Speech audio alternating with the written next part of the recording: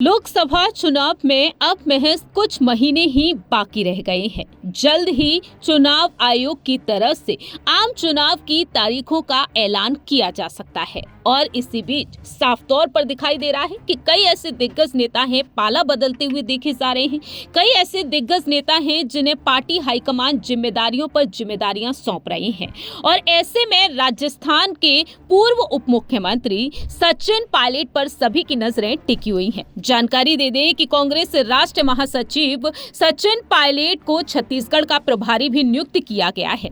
सचिन पायलट को लेकर अटकलें तेज हैं कि वह अपने गढ़ टोंक से या फिर अजमेर या फिर वह किसी अन्य सीट जैसे कि सवाई माधोपुर से चुनाव लड़ते हुए देखे जा सकते हैं। 25 लोकसभा सीटें हैं राजस्थान में और 25 की 25 सीटों पर दावा है भारतीय जनता पार्टी का। बीजेपी के पास है ये 25 की 25 लोकसभा सीट जिस पर बीजेपी कब्जा किए हुए है। लेकिन अब सवाल ये उठते हैं कि सचिन पायलट को यदि मैदान में उतारा जाता है तो सचिन पायलट क्या वाकई में कांग्रेस को एक बड़ी जीत दिला सकते हैं।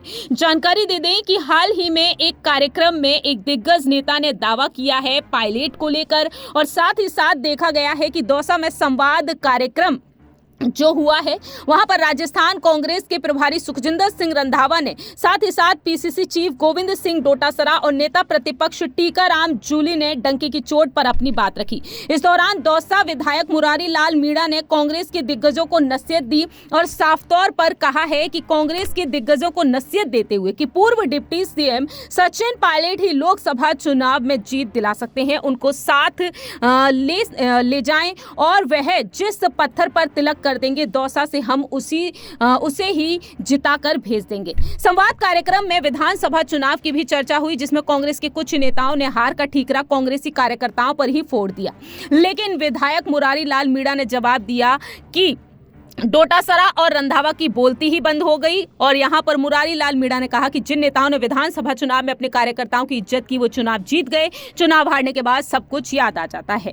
आपको जानकारी दे दें कि मुरारी लाल मीणा ने कहा कि आप सब एक हो जाओ और सचिन पायलट को साथ ले लो। गारंटी के साथ कहता हूं कि लोकसभा सीट हम अच्छे मतों से निकाल लेंगे। पायलट अगर पत्थर को भी तिलक लगा देंगे तो हम उसे भी यहां से तिलक कर देंगे। उसे भी दौसा लोकसभा क्षेत्र के कार्यकर्ता जिता कर भेजेंगे।